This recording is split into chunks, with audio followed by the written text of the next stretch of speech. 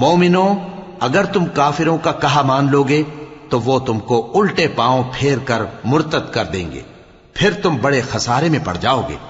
یہ تمہارے مددگار نہیں ہیں بلکہ اللہ تمہارا مددگار ہے اور وہ سب سے بہتر مددگار ہے۔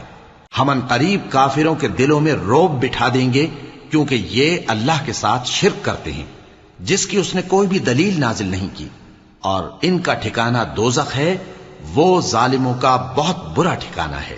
اور اللہ نے تم سے اپنا وعدہ سچا کر دیا، یعنی اس وقت جب کہ تم کافروں کو اس کے حکم سے قتل کر رہے تھے، یہاں تک کہ جو تم چاہتے تھے اللہ نے تم کو دکھا دیا۔